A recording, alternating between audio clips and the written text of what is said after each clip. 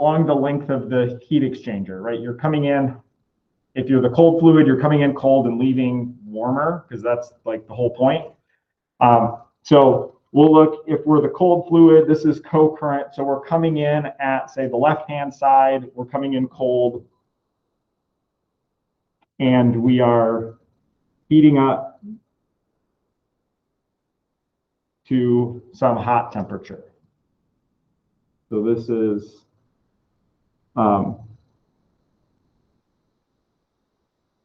that's our cold fluid.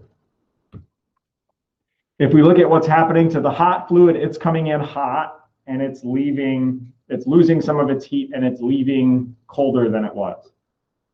So it's maybe coming in hot up there and leaving somewhat colder down there.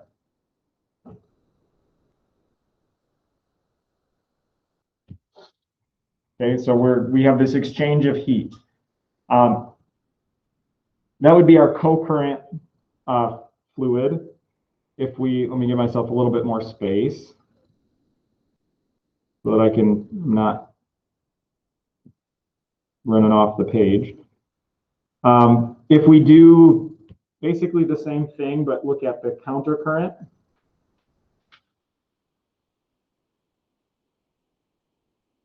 Counter current flow.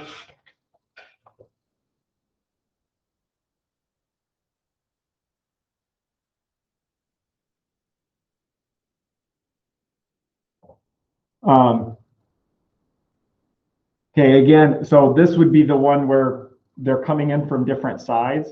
So the cold fluid maybe does the same thing. It's coming in cold and leaving hot.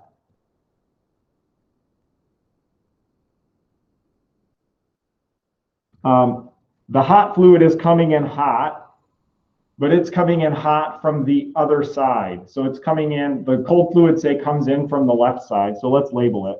So this is in and out. This is in and out. So this is still in, this is still out. Now our hot fluid is coming in here. So this is now in for our hot fluid. And it's going to be going the opposite way through the system. So this is now the outside.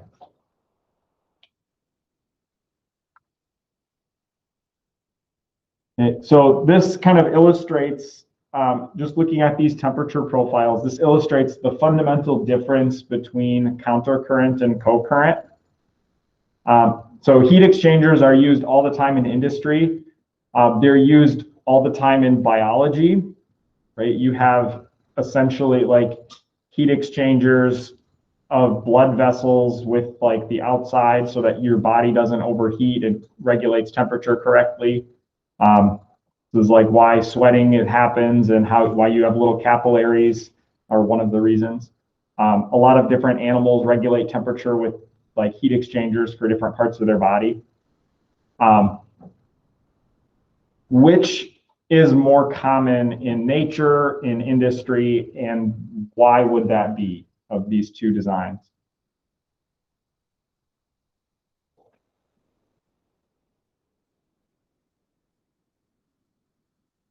Think about heat transfer. So as we go from left to right in the heat exchanger, at the left side of the heat exchanger, so if we're looking at this side,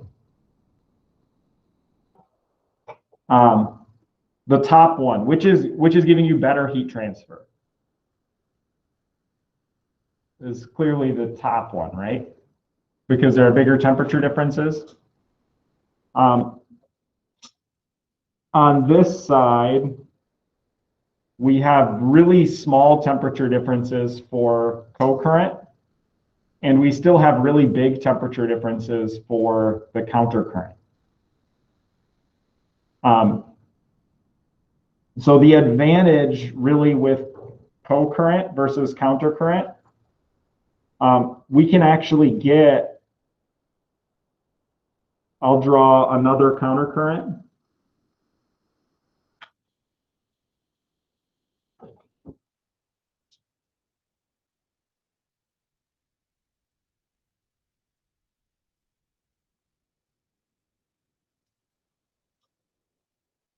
So we can get things like this to happen in a counter-current heat exchanger. So this is in and out.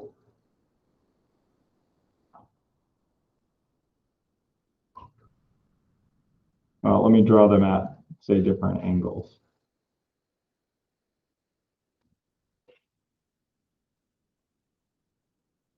Okay, we could get something like this to happen in a countercurrent, where the outlet of the hot fluid is actually pretty cold. The outlet of the cold fluid is actually really hot. This is a situation that we couldn't ever actually get to with a co-current, right? Because they're always going to meet in the middle. Like if we look at these two, if we made our thing bigger, these eventually are going to just come and meet right here at the middle temp, like right in here. And they're never going to be able to cross, right? Because you can't switch that. But if we were to extend this guy, if we were to make this guy bigger, well, that's totally fine. The cold fluid would continue to heat up, the hot fluid would continue to cool down. You would just end up getting to a situation like the one that I drew here. So one of the key differences in these is you can actually, if you make a countercurrent heat exchanger, you can have the temperatures like cross basically, where the cold fluid heats up to almost the temperature of the hot fluid inlet.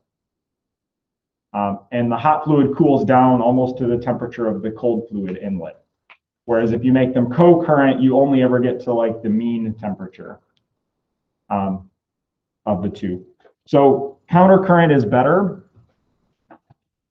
It's more common in industry. It's more common in nature. You typically will have a countercurrent heat exchange because it allows you to get bigger temperature changes of each of your fluids. So if you're trying to make something that your whole goal is to get big temperature changes, this works better.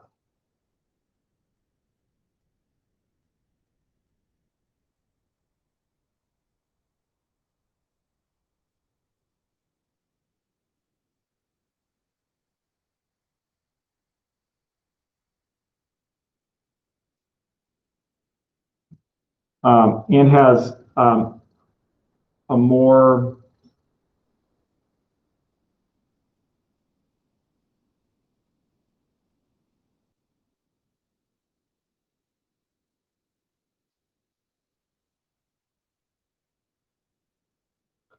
there's a more consistent temperature difference between your two different fluids. So you don't have like one part of the heat exchanger that's really, really good, and this other part that we built it and it's not really doing a whole lot. We get 80% of our heat transfer in the first 20% of the thing. It's like we spread it out and we get pretty even heat transfer in the whole system. Right? This system here, most of our heat transfer is going to be in like this section here, because that's where we have our big temperatures, our big temperature differences. This section here, we get very little, like it's close to useless. It doesn't do very much.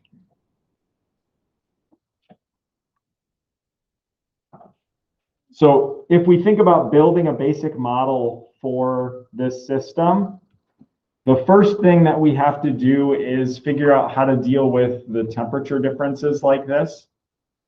And the way, if you look at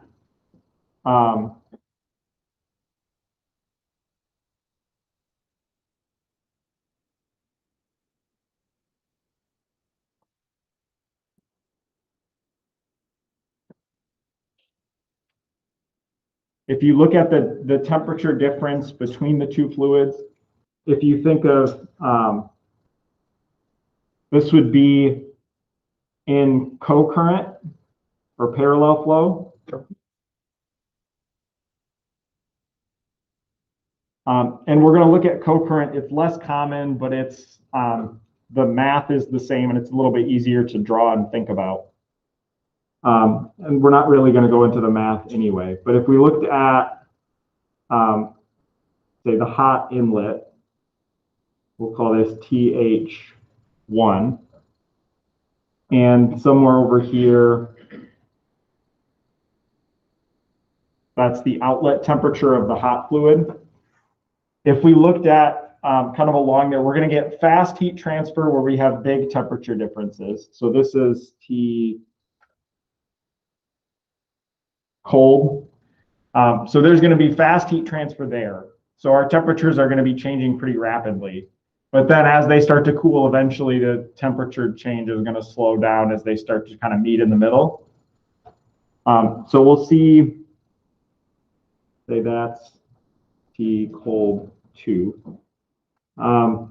So we're going to get fast temperature change, and then it kind of slows and stops. That's maybe a little bit dramatic. Maybe something like that. And similar for the hot fluid. Okay, if this were kind of a dimension, position in the heat exchanger. So we have a delta T there that's big, and we have a delta T there that's relatively small. So we need, if we want to build a model, we want to look at what is kind of the average temperature difference between these two, but doing just a straight average doesn't actually work that well. So when we do a straight average temperature difference, if we looked at just a slice, we could look at a slice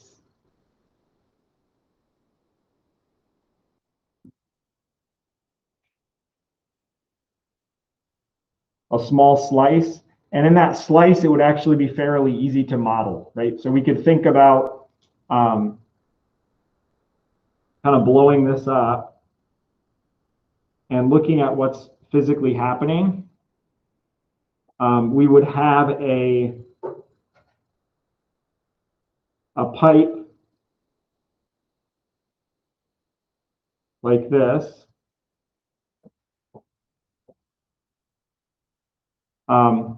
So this is, we'll call this the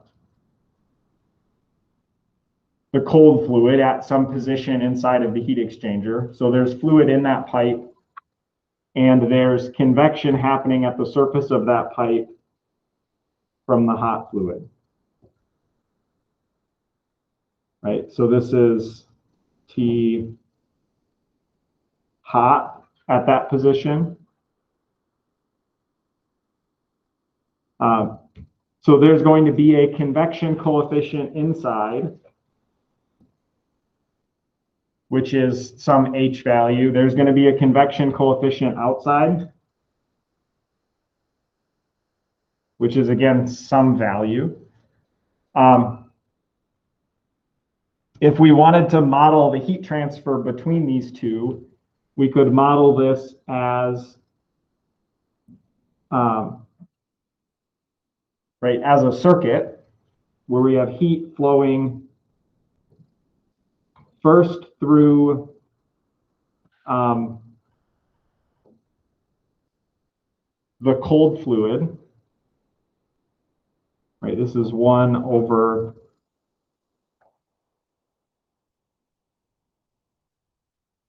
HCA.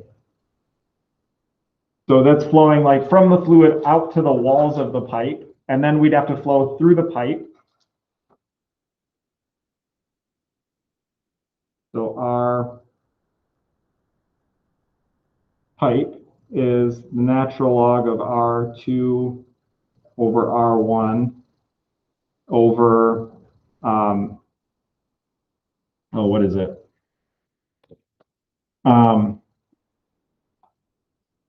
Over 2 pi L times K.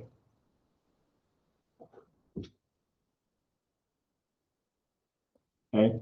And then we would get to the outer surface of the pipe, and then we would get from the outer surface out into the broader fluid. So we would then go out, and finally here we would get to TH, whatever the temp of that broader fluid is. And here we would have the thermal resistance of our hot fluid.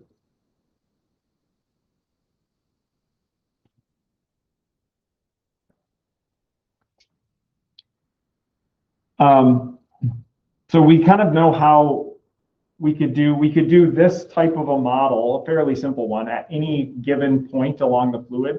The problem is our temperature difference is changing throughout. So a lot of times we're going to have this. So we have to kind of mix in some idea of what's happening with the temperature. And this is where, yeah, things can get a little tricky, right? So we found, and this happens in a lot of cases, like heat transfer is fairly easy when we have constant temperature differences, but when things start changing temperatures on top of it, that's when a lot of times our models blow up and just get a lot more complicated. We saw that when we were dealing with the geothermal system, where we're pumping water and it comes in at one temperature and comes out at another temperature. At any one point, it was pretty simple.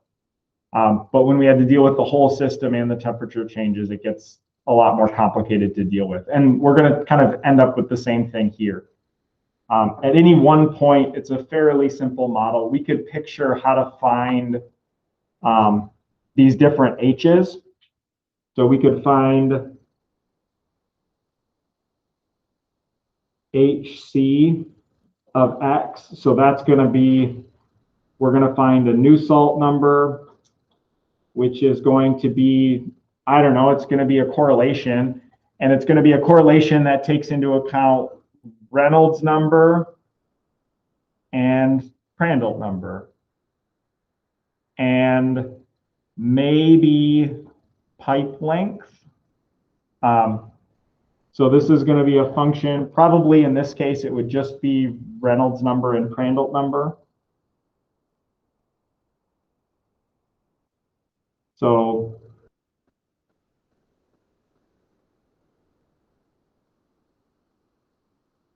maybe the Gratz number, which is a pipe length thing, although the Gratz number is typically just for laminar flow.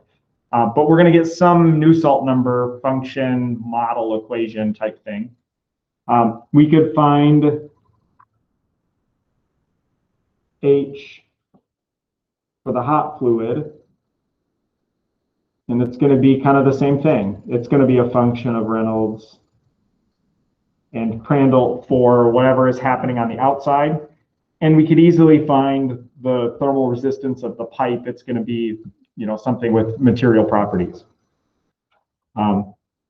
This temperature difference, dealing with this changing temperature difference is what's a little bit harder. But once we had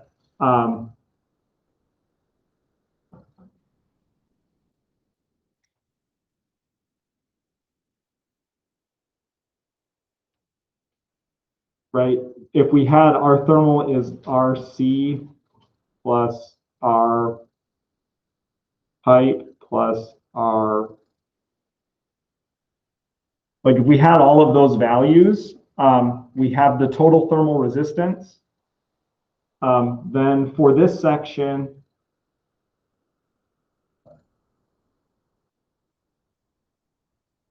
Q would be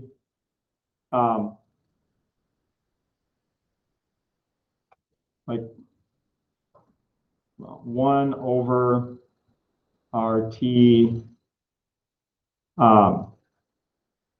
times A delta T.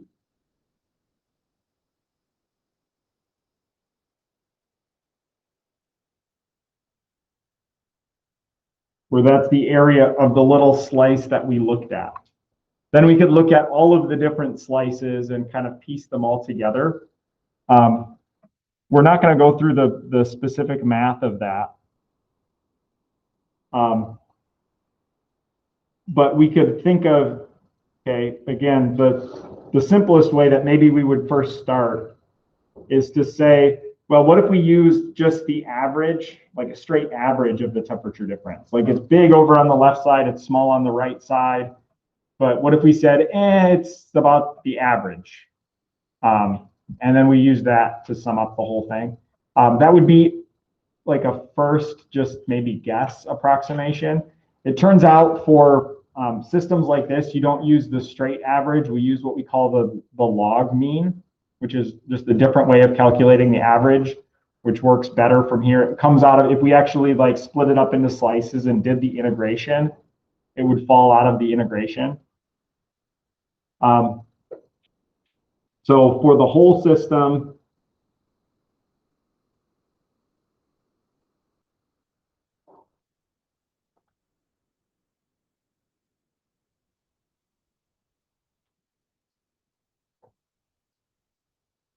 we use log mean delta T, which we call delta T LM. And all that means, so delta T log mean is delta T2 minus delta T1. So if we were doing a straight average, that would be delta T2 minus delta T1 over 2. But we'll do delta T2 minus delta T1 over the natural log of delta T2 over delta T1.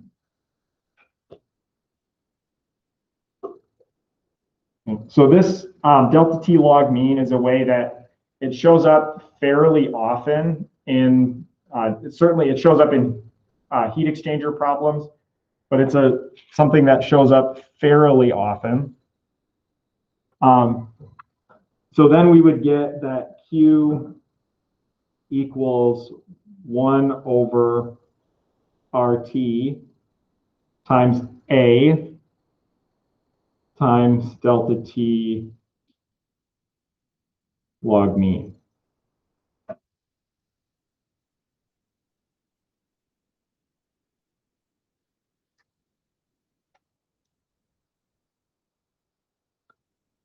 So that would be our way to calculate the heat exchange in the whole entire system.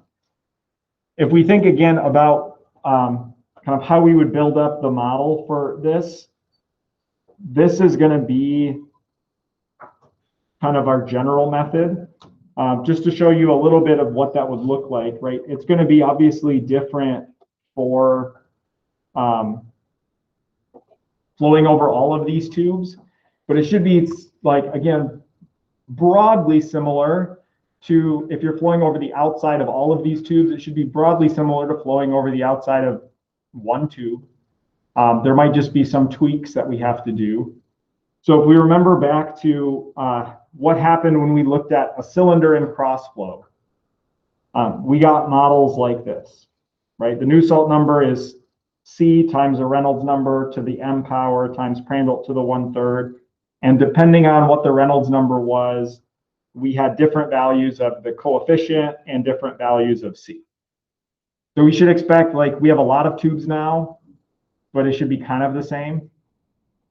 Again, if we look at the physics for kind of a bank of these tubes, we could have them aligned so that flow kind of goes,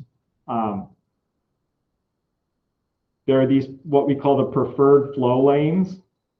But then some flow goes kind of behind, but basically this tube here is in the wake of the tube in front of it. So typically you won't actually you'll get worse heat transfer in the top case than you will in the bottom case, where you kind of stagger them so that this tube is fairly far from this tube. It's not like directly in the wake of the one in front of it. So you're kind of forcing the fluid to weave its way through these banks of tubes. You get better heat transfer in that case. We might also expect, it probably depends on the number of tubes that we have.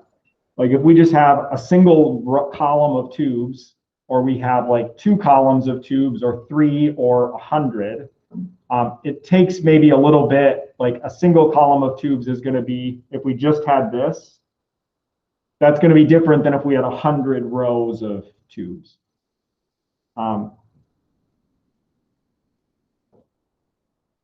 So we get similar types of models for this thing, and that's going to be, right, just kind of something I know we've talked about quite a bit, but to see a little bit from here, these are systems that people have done a lot of different modeling on. So you can see, okay, we're going to have models that are specific for having these banks of tubes aligned versus having them staggered. We're going to have models that are specific to certain ranges of Reynolds numbers. And we're also going to have models that are specific to these ratios, which are basically like how close, like what's this dimension versus what's this dimension here. Like how closely are we packing these different tubes? So we had some kind of geometry that's in there, but generally it's going to be similar, right? Similar building blocks to what we've kind of seen just for a single, very simple system. And I guess the point I'm trying to get across is we can build up from a simple understanding of the most basic system. We can build up empirical correlations by taking that and kind of extending it in logical ways. We get systems that look and feel largely similar. Even if we go to looking at, okay, we can get adjustments to some of that basic model if we have only a couple tubes. Because like we said, it maybe takes a little bit for the flow to fully develop. So we can tweak it a little bit again and make an adjustment based on that.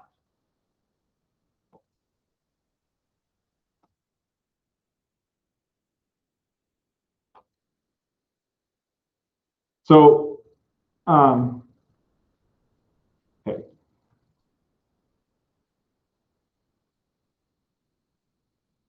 So I think that's where we'll end with this.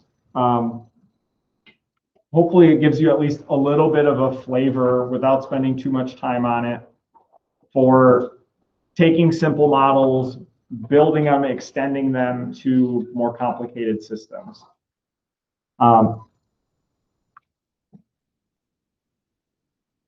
What we're going to do for the last 40 minutes of class, the last that we ever will have, I want to go and first spend a little bit of time. So I've heard there have been some problems with the book. I'm assuming that's true.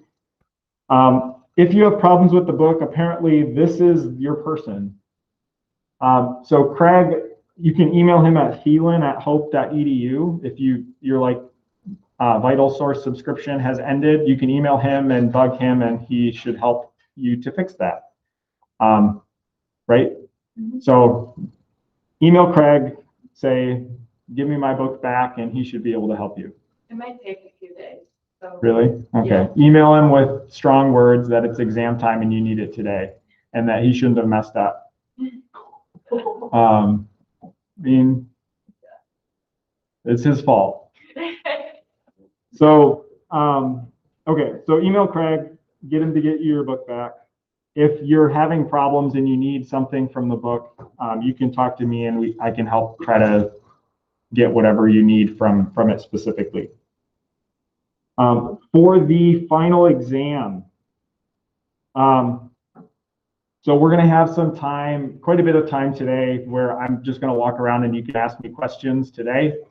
But I want to give you some idea of what info is currently on Moodle. So I made up a course topic outline. So the exam is going to be cumulative.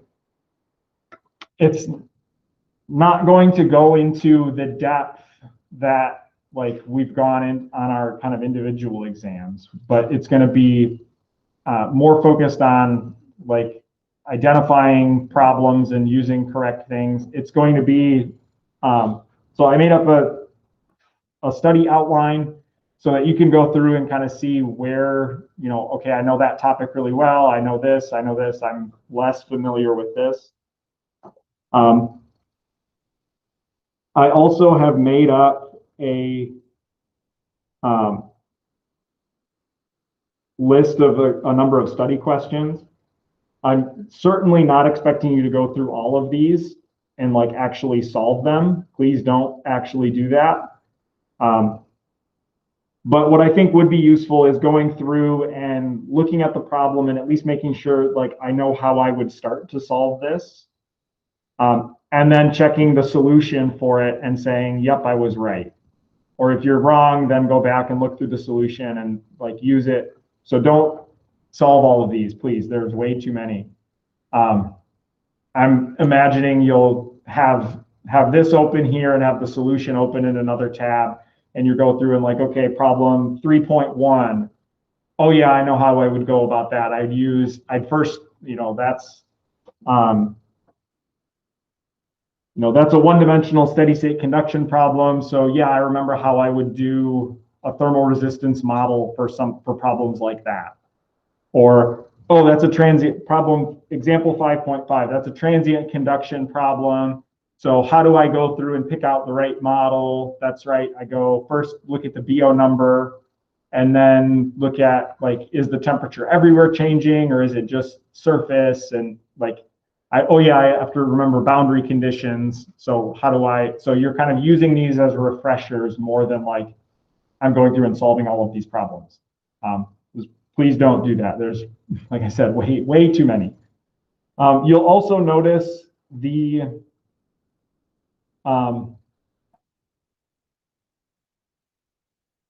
are a number of them are problems. If there are problems in the book, I have solutions. If they're example problems, then the example like works through.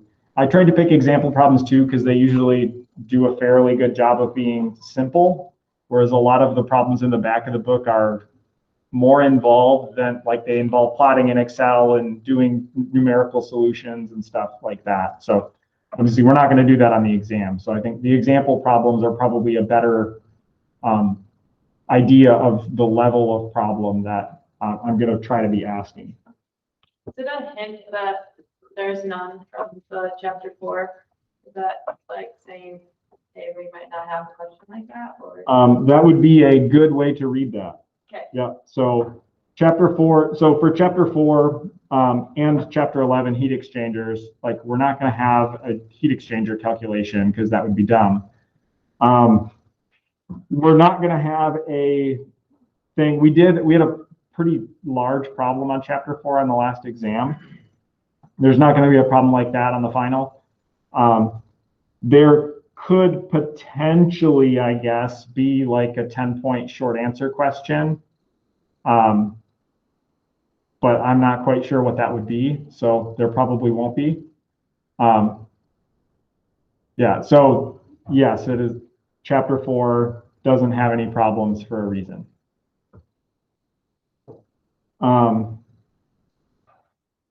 Okay, the other, yeah, thank you for that question.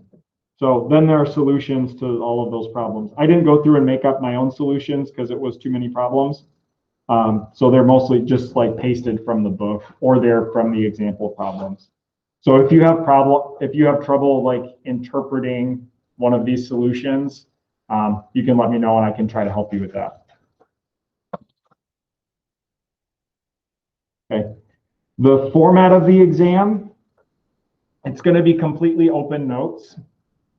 So there won't be, I guess I would encourage you to still spend some effort to try to get things organized and situated. Hopefully a lot of that effort is already done because you made like individual note sheets for previous exams. So if you want to just take like, hey, here's note sheet for my first exam, here's my note sheet for my second exam, there I'm pretty much done. I think that's a good way to go about like handling notes for that. But you may look back at those note sheets and say, wow, I put tons of information that nobody ever used, or I was missing this key thing. So maybe you're making some modifications to that, but it's going to be totally open notes. So you can use, like, if there's one type of problem that you have issues with, like print out 1 or 2 solutions. So you have like an example. You can totally do that. You can print out like a homework solution problem. If you print out everything that we ever did, one, trees will be sad, but you probably won't have time to like flip through every possible thing, and it might get more harm than it's worth. But yeah, I mean, you're welcome to use whatever resources you have for the final. So totally open notes. You can have any information or thing that you want other than like a friend. There will be mostly calculations like we've seen on other exams. There's going to be one problem that has a couple parts that will be like conceptual short answer covering some of the stuff that, so that's where like a chapter 4 thing could show up. It would be like one piece of that, kind of looking at conceptual aspects.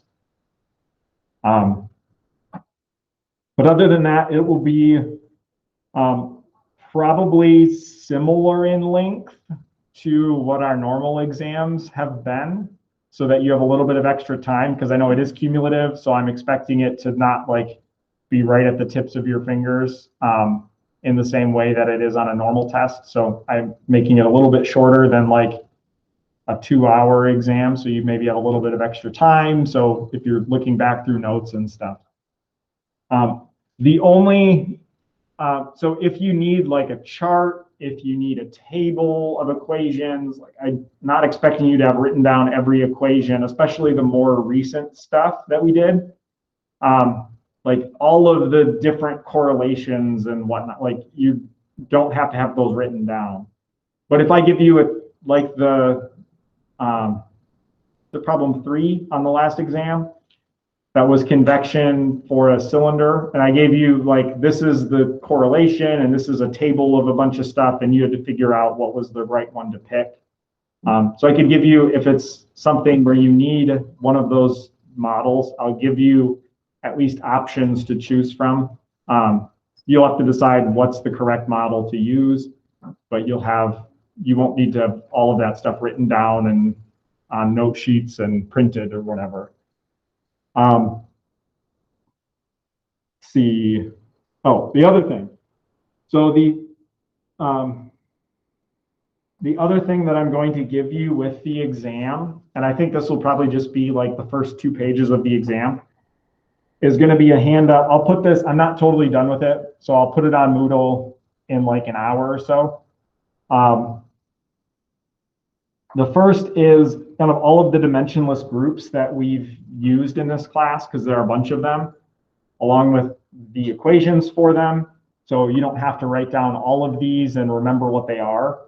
So I have the group, what variable we used for it, the definition of that, and an interpretation. So hopefully give you a little bit of context, right? For like Nusselt number, it's the dimensionless temperature gradient at an object's surface, like the temperature gradient in the fluid. So maybe it gives you a little bit enough context that you don't have to write down too much from about those. Some basic definitions, like the Boltzmann constant, temperature, surface area, volume. It will have, and this is the part that I'm not totally done with yet, it'll have a list of variables, like what we used in this class and what it means, so that when you're looking at your notes or when you're looking at my questions or something, if there's one that you're like, oh, what is alpha again? Hopefully this will help you. And then also some units and unit conversions. So again, hopefully this keeps the amount of like busy work copying onto notes to a minimum. That's kind of my goal. But like I said, it's going to be totally open note. So I guess plan accordingly. I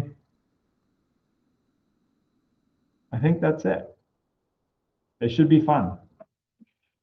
Right. So the challenge, I think the challenge of the final exam, and as you're looking through, right, we do this a lot. We like study a certain section and we're like, oh, we're always using this to look at this problem. And I think more recently, what I've tried to do is give homework problems that force you to look at like maybe the thing that we're doing and something else, like and radiation or and thermal resistance. And you have to like put multiple pieces together, which has made the problems significantly harder. But it also makes it a little bit more like real life where you have to do some kind of decision making and bring in stuff from other chapters. What's going to be hard, I think, about the exam, I'm not going to do like anything crazy where you have to do like, you know, some of these models like you did in the last homework assignment. But you'll have to be looking at a problem and say, okay, how do I go about looking at this type of problem or answering this type of question? Is this a transient conduction problem? Do I have to figure out like what the convection coefficient is and how do I go about that? Do I figure out like, is it a thermal resistance problem? How do I start? So make sure as you're going through that that's something that you're kind of thinking about. And that's where I think the example problems can give you a refresher. Like what kind of problems do I do this way? What kind of problems do I do this other way? So I'll be walking around for the rest of class, which is 30 minutes. If you did bring your laptop, something I want you to at least spend, again, if you did bring your laptop, spend some time doing. If you go onto Moodle or just search Energy 2D on Google, you'll come up with this Energy 2D simulation. There's a window installer and a Mac installer. And then there's also, so it comes with a number of things built in. I also have this thing on Moodle, the Energy 2D More Models, has a bunch of like all of the models that they have, including a couple that I made. Just spend some time, right? We don't get a whole lot of chance to do this. Spend some time, just pull it up. A lot of the built-in models will give you just kind of a visual refresher of some of the different things. There's a lot of heat transfer stuff. There's stuff, other stuff in there that's not heat transfer specifically, but that you might, you know, mess around with and find interesting. So just spend a little time. You can play with that. You can ask me questions about the exam. You can, you know, go home a little bit early and take a nap. There's no judgment on any of those choices. So we'll spend a little bit of time. We'll spend the last 25 minutes of class playing around with some modeling and asking questions and maybe going home and sleeping. So congratulations, everybody, for making it through a semester almost. I guess just the exam coming.